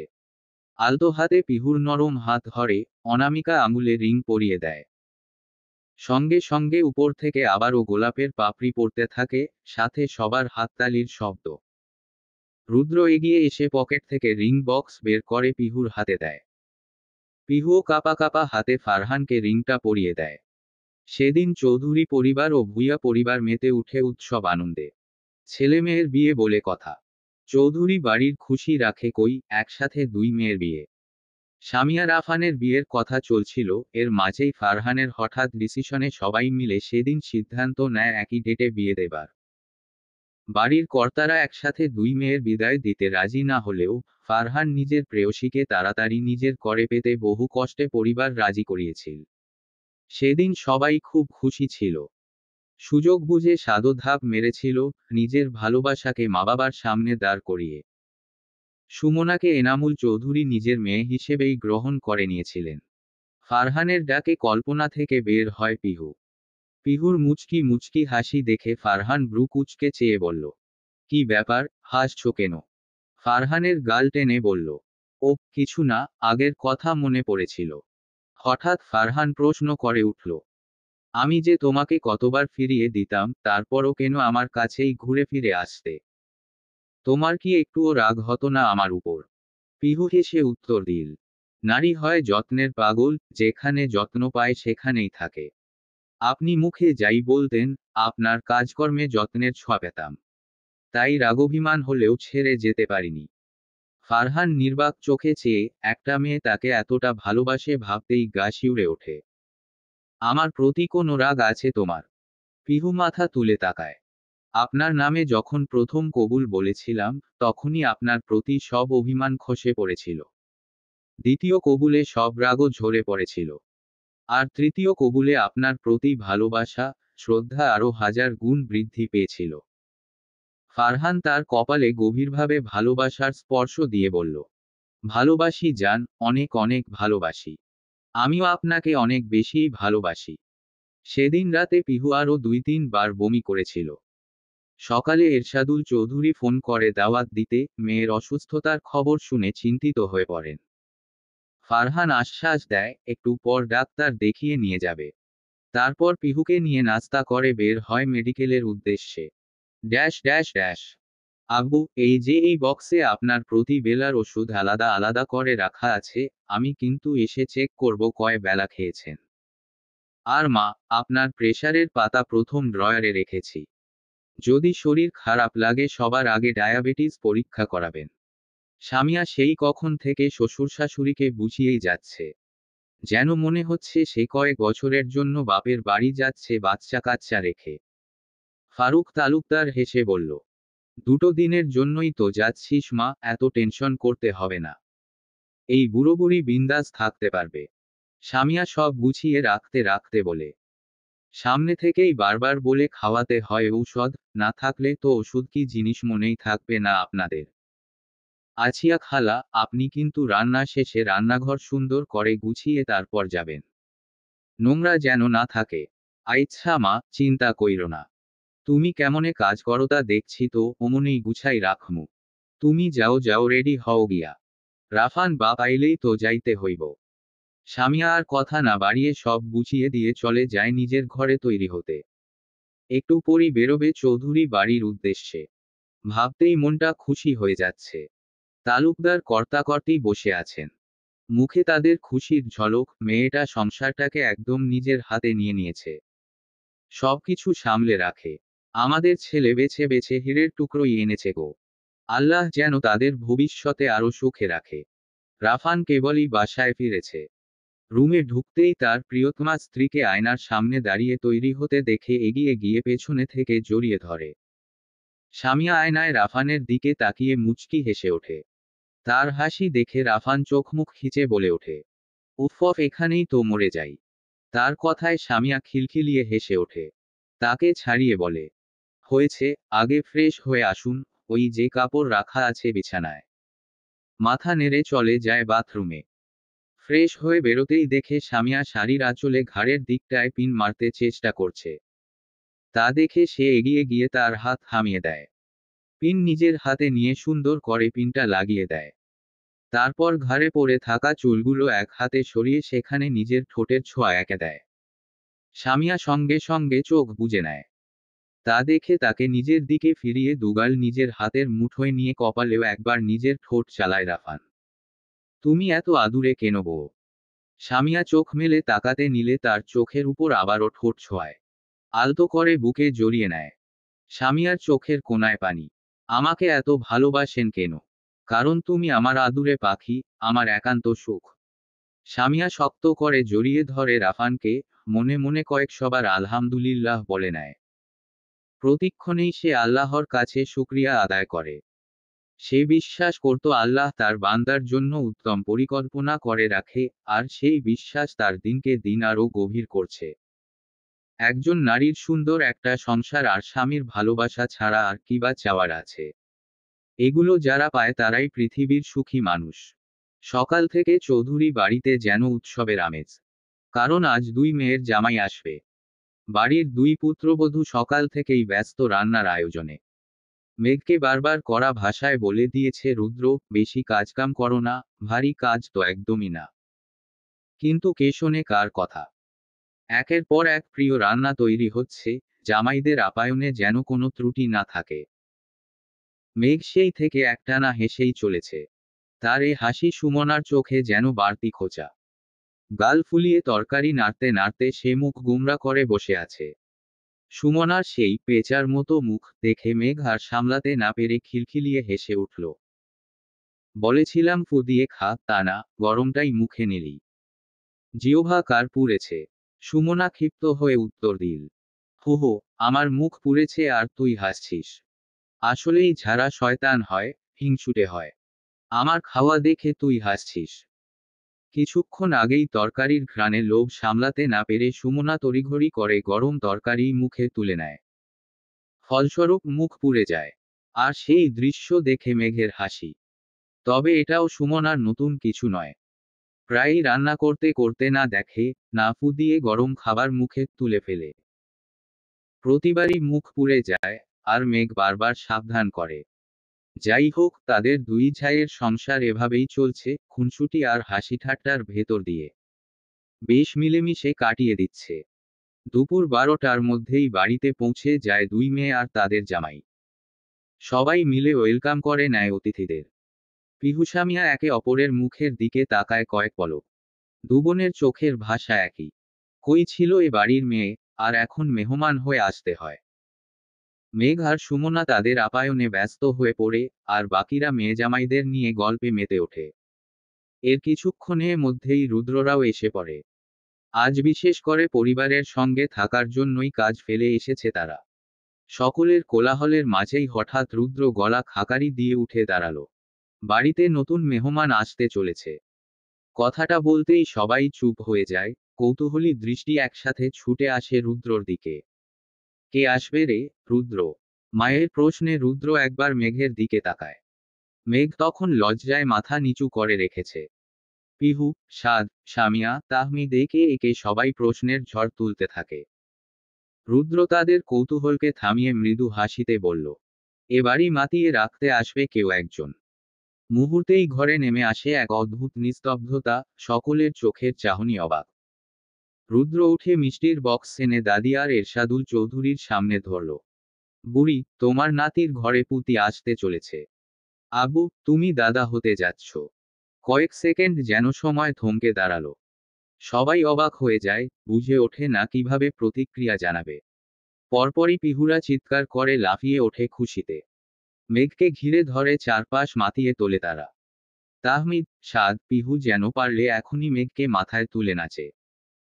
ফুফু চাচা হওয়ার আনন্দে কেউ জায়গায় স্থির থাকতে পারছে না। সিদ্দিকা বেগমের চোখ বেয়ে পানি পড়ছে। তিনি দাদি হবেন, সঙ্গে সঙ্গে নিজের গলার স্বর্ণের চেইন খুলে মেঘের গলায় পরিয়ে দেয়। তার পুরো মুখ জুড়ে আদরে ভরিয়ে দেন তিনি। এমনকি তখনই করা গলায় ঘোষণা করে বসেন, আজকের পর থেকে তোমার রান্নাঘরে ঢোকা নিষেধ। তাহেরা বেগমও একই সুরে সায় দিলেন। অন্যদিকে পিহুরা তো আর থেমে নেই, বাচ্চার নাম রাখা থেকে শুরু করে ভবিষ্যতের সব প্ল্যান ঠিক করা শুরু করে দিয়েছে। যেন এখনই বাজারে গিয়ে কেনাকাটা করে ফেলার প্রস্তুতি নিচ্ছে তারা। এরশাদুল চৌধুরী আনন্দে উদ্বেল হয়ে ভাইকে সঙ্গে নিয়ে মিষ্টি বিলাতে বেরিয়ে গেলেন। চৌধুরী পরিবারের প্রথম বংশধর আসতে চলেছে বলে কথা। ভাই বোন, মা বাবা সবার চোখে মুখে তখন এক অপার উল্লাস। এই আনন্দ উন্মাদনার ভিড়ে দাঁড়িয়ে রুদ্র এক দীর্ঘ নিঃশ্বাস ফেলল। হয়তো সেই নিঃশ্বাসে মিশে ছিল স্বস্তি, তৃপ্তি আর অদ্ভুত এক দায়িত্ববোধের ছোঁয়া। ড্যাশ ড্যাশ ড্যাশ 7 বছর পর। আম্মু, বনু কাঁদে, আম্মু। বলতে বলতে অধৈর্য হয়ে 6 বছরের ছোট্ট শেহরজ চৌধুরী রুদ্রান নিজেই তার 1 মাস বয়সী ছোট বোনটাকে কোলে তুলে নেয়। কাঁপতে থাকা ক্ষুদ্র হাত দুটো দিয়ে বোনকে সাবধানে আগলে রাখে, তারপর আস্তে আস্তে কোলে দলায় ছোট্ট রোদেলাকে। না না, বনু, ডোন্ট ক্রাই। এই তো ভাইয়া আছি। তোমাল ভাইয়া আছে তো, স্টপ ক্রাইং, স্টপ। ভাইয়া থাকতে কেউ কিছুও করতে পারবে না। অদ্ভুতভাবে তার কণ্ঠেই থেমে যায় ছোট্ট রোদেলার কান্না। ছোট ছোট চোখ মেলে তাকিয়ে থাকে ভাইয়ের দিকে। দৃশ্যটা দেখে শেহরজের মুখ উজ্জ্বল হয়ে ওঠে খুশিতে। বোনের গালে পরপর কয়েকটা চুমু খেয়ে সে বলে ওঠে, that's my good Banu. Ma'am বলেছে, যারা কথা শোনে তারা গুড হয়। তুমিও আমার কথা শুনবে, ওকে? 1 মাসের শিশু হয়তো পুরোটা বোঝে না, কিন্তু ভাইয়ের কথায় অকারণেই হেসে ওঠে। আর বোনের হাসিতে শেহরজও হেসে উঠল। তাদের সেই হাসি যেন ভাইবোনের বন্ধনকে এক অদ্ভুত মায়ে বেঁধে ফেলে। দরজায় দাঁড়িয়ে মেঘ আর রুদ্র চুপচাপ উপভোগ করছে এ দৃশ্য। ছেলের ডাকে ছুটে এসেছিল মেঘ, কিন্তু রুদ্র হাত ধরে আটকে দেয়। মুহূর্তটা এতটাই অনন্য যে স্মৃতির পাতায় ধরে রাখতে ভিডিও করতে ভুল করেনি সে। রুদ্রের মনে পড়ে যায় শৈশবের দিন। সেও তো ঠিক এভাবেই আগলে রাখত নিজের বোনকে। হঠাৎই বোনের কথা মনে পড়তেই ভিডিওটা পিহুর কাছে পাঠিয়ে দেয়। Dash dash dash. পিহু নিশ্চুপ বসেছিল। হঠাৎ নোটিফিকেশনে ভেসে ওঠে রুদ্রের পাঠানো ভিডিও। সাথে একটি মেসেজ। ঠিক যেন ছোট্ট রুদ্র আর পিহু প্লে করতেই চোখ ভিজে ওঠে তার। ভিডিওর দৃশ্য যেন তাকে ফিরিয়ে নিয়ে যায় সেই শৈশবে। চোখের সামনে ভাসতে থাকে তাদের ভাইবোনের ছোট থেকে বড় হওয়ার মুহূর্তগুলো। ভাইয়ের আগলে থাকা ছোট্ট পিহু আজ সংসার, স্বামী সন্তান নিয়ে ব্যস্ত। সময় কত দ্রুত পেরিয়ে যায়, ভাবতেই অবাক লাগে। আম্মু, কাঁদছো কেন? কি হয়েছে? তোমাকে কেউ কিছু বলেছে? একবার খালি বলো, আমি গিয়ে ওকে মেলে আসবো। এত সাহস আমার আম্মুকে কাঁদায়। ছেলের সরল উক্তিতে পিহুর ভাবনায় ভাঙন ধরে। চোখ মুছে ফাজানকে টেনে কোলে বসায়।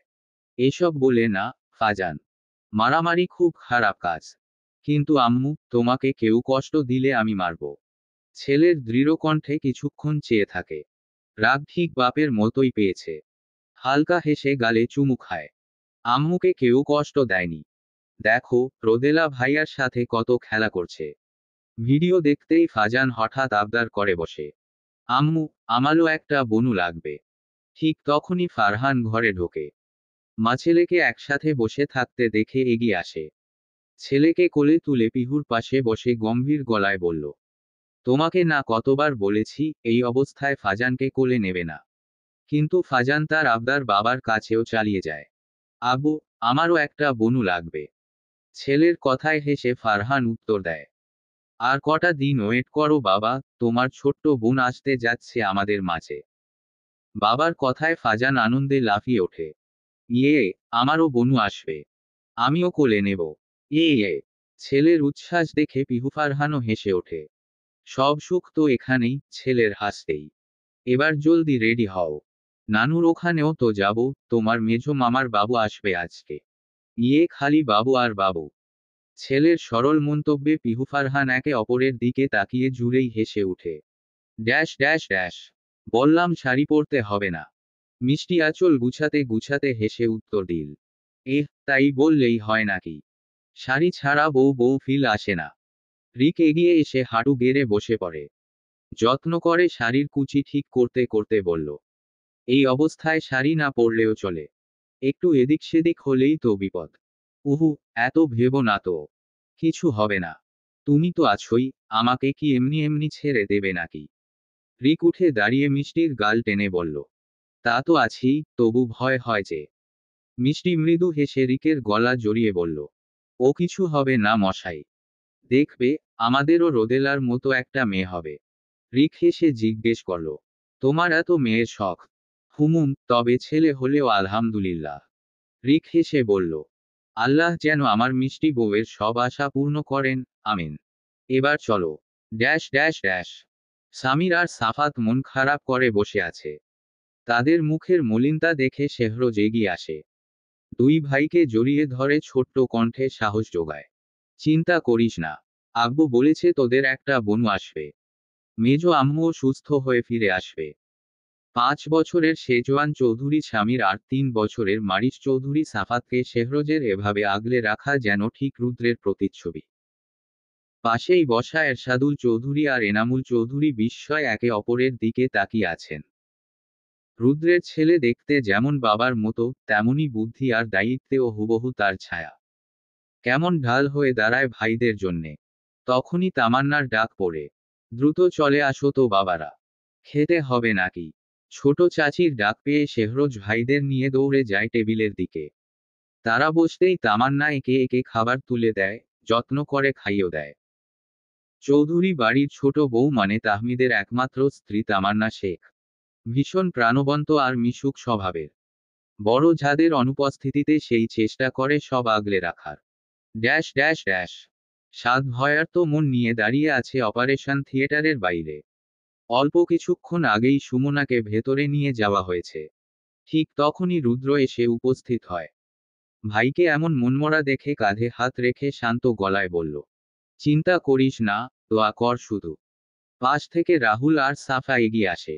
রাহুল ঠাট্টার সুরে বলল, আমি একটা নিয়ে আর আগ বাড়াচ্ছি না, আর তুই কি কাণ্ড করছিস বাপ? একের পর এক ডাউনলোড দিয়েই যাচ্ছিস। দুই ছেলে, এখন আবার। সাফা সঙ্গে সঙ্গেই হালকা ধমক দিয়ে থামিয়ে দিল। চুপ করো তো, কি সব আজে বাজে বকছো? ছেলে সাথে ভুলে গেছো? তাদের কথার মাঝেই রুদ্র হেসে এগিয়ে এসে 6 বছর বয়সী রাদীপকে কোলে তুলে নিল।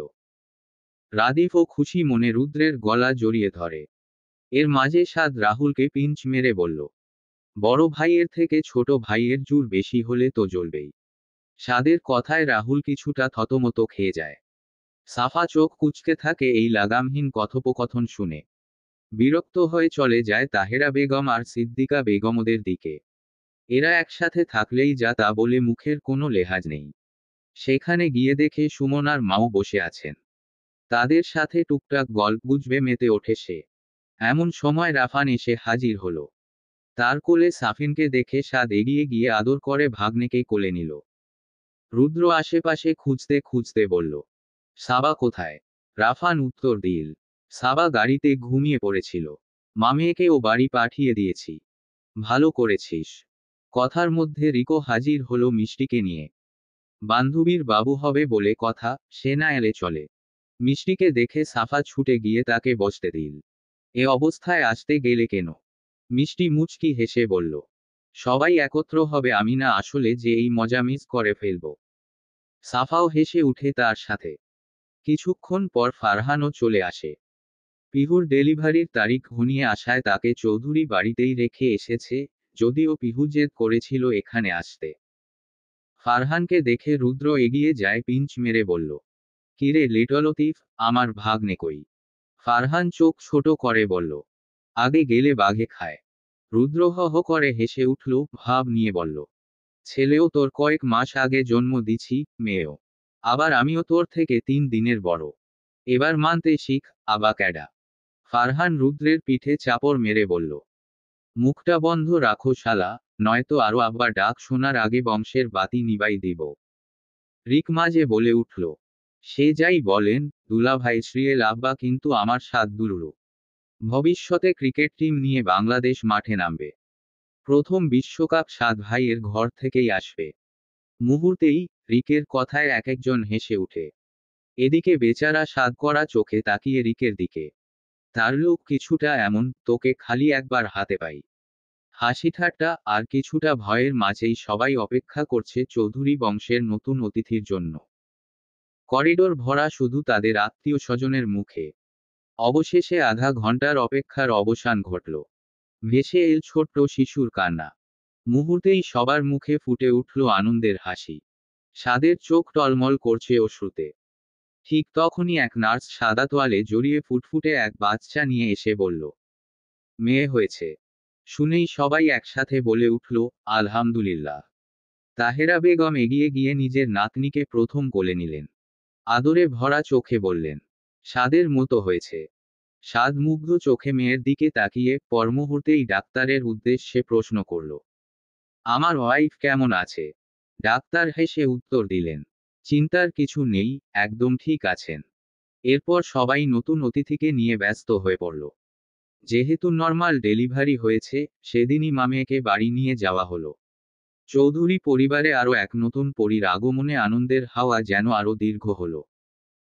তাহমিদ ভাতিজিকে কোলে নিয়ে বসে আছে অনেকক্ষণ, একবার ত্বকে আদর করছে তো একবার রোদেলাকে আদর করছে। বেশ কিছুক্ষণ তাদের সাথ্য সময় কাটিয়ে শেষে সাদের কোলে ফিরিয়ে দিয়ে নিজ ঘরে চলে যায়। বারান্দায় দাঁড়িয়ে তাহমিদ আকাশের দিকে তাকিয়ে হঠাৎই চোখ ভিজে উঠল তার। তামান্না বারান্দায় এসে পাশে দাঁড়াতেই অবাক হয়ে যায়। তাহমিদের তার চোখে পানি। চিন্তিত হয়ে জিজ্ঞেস করল, কি হয়েছে তোমার? ঠিক আছো? তাহমিদ নিজেকে সামলে হেসে দীর্ঘশ্বাস ফেলে বলল, শখ ছিল আমারও একটা মেয়ে হবে। মেয়েকে আর বুড়িকে একরকম সাজাবো। কিন্তু বুড়িটা সেই অবধি অপেক্ষা করল না। কোনোরকমে আমার বিয়েটা খেয়ে ফাঁকি দিয়ে যে চলে গেল, আজ 2 বছর হতে চলল। আমার শখ পূরণ হওয়ার আগেই চলে গেল। তামান্না তার কাঁধে হাত রেখে আলতো করে বলল, এভাবে বলো না। সবাইকেই মরতে হবে একদিন না একদিন। শুধু দোয়া করো দাদির জন্য। Dash dash dash. মেঘ বিহুদের সঙ্গে কথা বলা শেষ করে সবেমাত্র ঘরে এসেছে। লাইট নিভানো দেখে মোবাইলে তাকাতেই চোখে পড়ে রাতের 12টা। মহিলা সমাজের আড্ডা কি এত তাড়াতাড়ি শেষ হয়ে যায়? তার উপর এখন সকলের সংসারের গল্প স্বল্প, একটু তো সময় লাগবেই। নিজে নিজেই হেসে এগিয়ে যায় রুমের লাইট অন করতে। হঠাৎ কিছু একটা মনে পড়তেই থেমে যায়। সঙ্গে সঙ্গে মোবাইলের টর্চ অন করতেই চোখের সামনে ভেসে ওঠে এক অপরূপ সুন্দর দৃশ্য। মেঘ মুগ্ধ নয়নে তাকিয়ে থাকে বিছানার দিকে। সেভাবেই ঠিক কতক্ষণ সে তাকিয়ে ছিল নিজেও জানে না, দৃশ্যটাই এমন যে শুধু তাকিয়ে থাকতে ইচ্ছে করবে। রুদ্র এক হাতে পরম যত্নে মেয়েকে আগলে রেখেছে, তার বুকের উপর ছোট্ট রোদেলা আরামে ঘুমাচ্ছে। অন্য হাতের বাহুতে শেহরোজ দুই হাতে বাবাকে আঁকড়ে ধরে, গভীর নিদ্রায় সে স্বপ্নীল ঘুমে নিযুক্ত।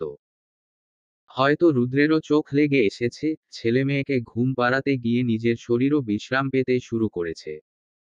মেঘের চোখ বেয়ে অজান্তেই এক ফোঁটা পানি গড়িয়ে পড়ে। এই মুহূর্তে তার সব সুখ যেন এক জায়গায় মিলিত হয়ে কত সুন্দর একটি দৃশ্য গড়ে তুলেছে। সঙ্গে সঙ্গে সে ছবি তুলে নেয়, স্মৃতির পাতায় এই মণিমুগ্ধকর মুহূর্তটিও ঝুলিয়ে রাখতে।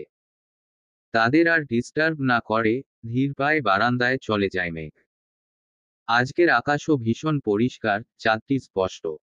আকাশের পানে তাকিয়ে বুক ফুলিয়ে আনন্দের সহিত মেঘ বলে উঠল, আব্বু দেখো তোমার মেয়ে কত সুখে আছে। এখন আর তোমার কাছে দুঃখ বলতে আসতে হয় না, সুখ বলতে আসি। Dash dash dash. দেখতে দেখতে চোখের নিমিষেই কেটে গেল আরো 6টি বছর। সময় নদীর স্রোতের মতো গড়িয়ে যাচ্ছে। কোনো থামা থামির নাম নেই।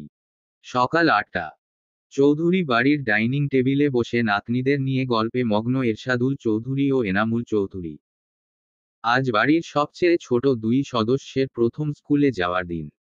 সেই নিয়ে হাজারো প্রশ্নে দাদাদের কানে ঝড় তুলছে তারা। দাভাই মানুষ স্কুলে কেন যায়? রোদেলার কৌতূহলী প্রশ্নে এরশাদুল চৌধুরী হেসে বললেন, স্কুলে যায় পড়াশোনা করতে। উনার উত্তর শুনে পাশ থেকে আরেকজন প্রশ্ন ছুড়ে দেয়, তো পড়াশোনা করে কি হয়? সেহেরের জিজ্ঞাসায় দাদা মুচকি হেসে উত্তর দিলেন, পড়াশোনা করে যে গাড়ি ঘোড়ায় চড়ে সে। কথাটা শুনে সেহের খানিক ভেবে হঠাৎ বলে উঠল, কিন্তু আমরা তো পড়াশোনা না করেও পাপার গাড়িতে চলি। নাতির সরল যুক্তিতে দাদারা দুজনেই থমকে গিয়ে একে অপরের দিকে তাকালেন, তারপর মুহূর্তেই হাসিতে ভেঙে পড়লেন। তাদের হাসির শব্দে সিঁড়ি দিয়ে নামতে থাকা তাহেরা আর সিদ্দিকা বেগম ব্রু কুঁচকে বললেন, আমাদের রেখে কি নিয়ে এত হাসাহাসি হচ্ছে শুনি। ওদিকে মেঘ আর সুমনা রান্নাঘর থেকে নাস্তা এনে টেবিলে রাখছিল। মেঘ এগিয়ে এসে চেয়ার টেনে হেসে বলল, ওদের আজগুবি কথা শুনেই। মা, আপনারা বসে পড়ুন। আমি ওদের খাইয়ে দিচ্ছি, স্কুলে যাওয়ার সময় হয়ে যাচ্ছে। মেঘের কথা শুনে সেহের ভ্রু কুঁচকে প্রশ্ন ছুড়ল, আমরাই শুধু স্কুলে যাব? তাতান যাবে না? তামান্না ছেলেকে ফিডার খাওয়াতে খাওয়াতে এসে বসল। তিহান এখন অনেক ছোট, একটু বড় হলেই তোমাদের সাথে সেও যাবে। তা শুনে সেহের ফের প্রশ্ন করল, আর শার্ক ভাইয়া যাবে না? মেঘ কিছু বলার আগেই চেয়ারে বসতে বসতে কেউ গম্ভীর স্বরে বলল, তোকে কতবার বলেছি আমার নাম শেহরোজ। শেহরোজ চৌধুরী রুদ্রান। শার্ক আবার কি স্টুপিড? শেহরোজের কথায় সাফাত পাশ থেকে বলল, হ্যাঁ ভাইয়া, এই বনুটা না নামের 12টা বাজিয়ে দেয়। ভাইয়ের কথায় সেহের নাক ফুলিয়ে তাকালো। রোদেলা খিলখিল করে হাসতে লাগলো, তাতে সেহেরের রাগ যেন আরো বেড়ে গেল। দুই হাত গুটিয়ে গাল ফুলিয়ে বলল, যাও, আমি খাবো না। সবার সাথে আরি। বোনের অভিমানী মুখ দেখে সামির তার পাশে বসতে বসতে আদুরে সুরে গাল টেনে বলল, আমার বনুকে কে কি বলেছে? সেহের ঠোঁট উল্টে বিচার দিয়ে উঠল, দেখো না ভাইয়া, সাফুর বাচ্চা আমাকে বকেছে। সামির মিথ্যা হুঙ্কার দিল, এই সাফাত, আমার বোনকে বকবার সাহস কে দিল তোকে? আজকে তোকে দিব ইচ্ছে মতো। ভাইয়ের কথায় ছোট্ট সেহেরের গালে ফুটে উঠল অমায়িক হাসি। এভাবেই ভাইবোনদের খুনসুটিতে ভরে গেল সকালের নাস্তা টেবিল। এর মধ্যেই সবাই খাওয়া দাওয়া শেষ করল। রুদ্র দুই মেয়েকে নিয়ে বের হলো স্কুলের উদ্দেশ্যে, সঙ্গে সুমনাও যাবে। প্রথম দিন, স্কুলে যদি কান্নাকাটি করে সেই চিন্তায় এসেছে। একেবারে ছুটি অবধি তাদের সাথেই থাকবে। Dash dash dash. রুদ্র ছেলের স্কুলে হাজির। অফিস রুম থেকে বেরিয়ে আগে টেনে শেহরোজকে নিয়ে বের হচ্ছে স্কুল থেকে। এসব কি শেহরোজ? তুমি তাকে মারলে কেন? শেহরোজ গম্ভীর গলায় উত্তর দিল, বিকজ হি ডিজার্ভড ইট, আব্বু। ছেলের এই কঠিন স্বভাব দেখে রুদ্র দীর্ঘশ্বাস ফেলল। শান্ত হয়ে বলল, তাই বলে একদম মেডিকেল পাঠাবি? শেহরোজের চোখ লাল হয়ে উঠল। গর্জে উঠল, আব্বু, ও আমার বনুকে টাচ করবে বলেছে। তার এত সাহস! রুদ্র ছেলেকে গাড়িতে বসিয়ে ঠোঁটের কোণে জমে থাকা রক্ত পরিষ্কার করতে করতে বলল, টাচ তো করেনি। এত এগ্রেসিভ না হতে কতবার বলেছি তোমাকে। মারার বদলে প্রিন্সিপালের কাছে বিচার দিতে পারতে। শেহরজ ফুঁসে উঠল, আমি কিছু জানি না। কেউ আমার জিনিসের দিকে চোখ তুললে তার চোখ উপড়ে ফেলতেও আমি পিছপা হব না। বিকজ আমি আমার জিনিস হেফাজত করতে জানি। রুদ্র থম মেরে গেল। এই ছেলেটা তার থেকেও তিনগুণ জেদি হয়েছে। আর কিছু না বলে গাড়ি স্টার্ট দেয়। পথে হঠাৎ শেহরজ গলার স্বর চেঞ্জ করে, মৃদু কণ্ঠে জিজ্ঞেস করল, আম্মুকে ম্যানেজ করবে কিভাবে? রুদ্র ছেলের দিকে একবার তাকিয়ে নির্লিপ্ততা স্বরে বলল, তুমি কাজ ঘটিয়েছ, তুমিই জানো। তোমাদের মা ছেলের মাঝে আমি নেই। শেহরজ দুষ্টু হাসল, ওকে দেন, আমিও আম্মুকে বলবো তুমি যে ফারহান চাচ্চু আর রাহুল চাচ্চুর সাথে বসে সেদিন সিগারেট খেয়েছিলে। রুদ্র হতভম্ব হয়ে গাড়ি থামালো। কি, তুমি দেখলে কিভাবে? যেমনই হোক, দেখেছি। এখন ডিল করো, তুমি আমাকে বাঁচাবে, আমিও তোমাকে বাঁচাবো। রুদ্র ছেলের দিকে চোখ রাঙিয়ে বলল, ওকে, ডিল ফাইনাল। বাসায় ঢুকতেই তাদের স্বাগত জানালো মেঘ, খুন্তি হাতে দাঁড়িয়ে, চোখে রাগের ছাপ। মাকে রেগে দাঁড়িয়ে থাকতে দেখে রুদ্রের পেছনে লুকিয়ে পড়ে শেহরজ। রুদ্র মিয়ে যায়, ছেলের সাথে যে স্বামীকেও ছাড়বে না, সেটা ভালো করেই জানে। মেঘ রেগে বলে উঠল, আসুন আসুন গুণধর বাপো বেটা। ছেলেকে শাসন না করে করে মাথায় তুলেছেন না। এখন মেঘ রেগে আর কিছু বলতে যাবে এর আগেই বাপ ছেলে হাতের পেছনে থেকে একে একে গোলাপ আর আইসক্রিম বের করে মেঘের সামনে ধরল। দুজনের মুখে একই সাথে টেডি স্মাইল। তাদের এহেন কাণ্ডে মেঘ থেমে যায়। আস্তে আস্তে যেন রাগ বলতে শুরু করল মেঘের। আনমনেই মুখে হাসি ফুটে উঠল, সুযোগ বুঝে শেহরজও গিয়ে মাকে জড়িয়ে ধরল। সরি আম্মু, আর এমন হবে না। রুদ্র তাড়াতাড়ি বলল, হ্যাঁ হ্যাঁ, ভুল করেছে। এবারের মতো মাফ করে দাও বউ। সুমনা রান্নাঘর থেকে তাদের কথা শুনছিল, হাসি মুখে বলল, বাদ দে না মেঘ, ছেলেটা মাত্রই স্কুল থেকে ফিরল। মেঘ দীর্ঘশ্বাস ফেলে ফুল আইসক্রিম নিয়ে ভেতরে চলে গেল। যেতে যেতে বলে গেল, আর একবার যদি এমন হয়, ছেলের সাথে বাপকেও কানে ধরে দাঁড় করাবো। এখন চুপচাপ ফ্রেশ হয়ে টেবিলে এসে যেন বসে দুজন। মেঘের মুখে হাসি লেগেই আছে, বাপ ছেলে যে ফন্দি এঁটে এসেছে সে ভালো করেই জানে। Dash dash dash. শেহরজ সবে গোসল সেরে রুমে ঢুকেছে। হঠাৎ তিন বিচ্ছু এসে হাজির হয়, রোদেলা, সেহের আর সাফাত। রোদেলা উত্তেজিত স্বরে বলল, ভাইউ, সেহের এখন গান পারে। তোমাকে শোনাবে। সাফাতও লাফিয়ে উঠল, হ্যাঁ হ্যাঁ ভাইয়া, বনু অনেক সুন্দর গান শিখেছে। শুরু কর বনু।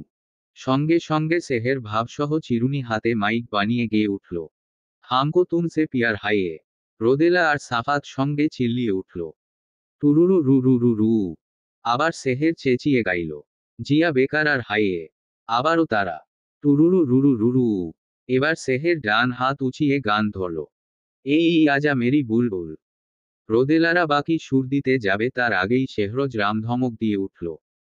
সঙ্গে সঙ্গে তিনজনেই থরথর করে কেঁপে উঠল। সেহের ভয়ে দৌড়ে গিয়ে সাফাতের পিছে লুকাল।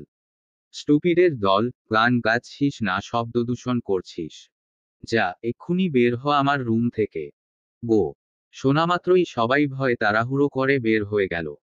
তবে সেহের আবার ফিরে এসে দরজা ফাঁক করে হালকা উকি দিয়ে বলল, শের ভাইয়া, আমি তো এখন গান গাইতে পারি, তোমার ওই গিটারটা চালাতে দিবে না। শেহরজ আবার ধমক দিতেই সে এক দৌড়ে উধাও। Dash dash dash. এই এ, সম্মান দিয়ে কথা বল, আমি তোর 2 মাসের বড়। সর, তুই কোন ক্ষেতের মূলা, তোকে সম্মান দিব। তোর নানার ক্ষেতের। এই যা হাট তট। তুই যা ফুট তট। মুখোমুখি দাঁড়িয়ে শেহরজ আর ফাজান। ছোট থেকেই যেন এদের একে অপরের সঙ্গে সাপেনেউলে সম্পর্ক। তবে বাইরের কেউ তাদের মাঝে কিছু বলতে আসলে মুহূর্তেই জুট বেঁধে যায়। এই কি হচ্ছে কি? রুদ্র এগিয়ে এসে শেহরজকে সরায়, ফারহানও পেছনে থেকে দ্রুত এসে ছেলে টেনে নেয়। একজন দরজা দিয়ে বেরোতে যাচ্ছিল আর একজন ঢুকতে যাচ্ছিল, ব্যাস এতেই লেগে গেছে। রুদ্র ফারহান একে অপরের দিকে তাকাতেই, পেছনে থেকে পিহুপ্রীতিকে নিয়ে ঢুকতে ঢুকতে মেকি রাগে বলল, তোমাদের থেকেই শিখেছে। একজন আরেকজনের সাথে সতীনের মতো লেগে থাকতে। তো ছেলেরা কাঁধে কাঁধ মিলিয়ে চলবে নাকি? এর মাঝে সেহের আর রোদেলা দৌড়ে গিয়ে প্রীতির গলায় ঝাঁপিয়ে পড়ল। ধীরে ধীরে সবাই জড়ো হলো ড্রয়িং রুমে। এরই মধ্যে সামিয়াও তার ছেলেমেয়ে নিয়ে উপস্থিত হয়। আজ তাহমিদের ছেলের 2 বছরের জন্মদিন উপলক্ষে ছোট্ট আয়োজনে সবাই একত্রিত হয়েছে। একদিকে বড়দের আড্ডা, অন্যদিকে ছোটদের হৈহুল্লোড়ে জমে উঠল চৌধুরী মেনশন। সমাপ্ত। গল্প আড়ালে তুমি। লেখনীতে সাইদা মুন। সারপ্রাইজ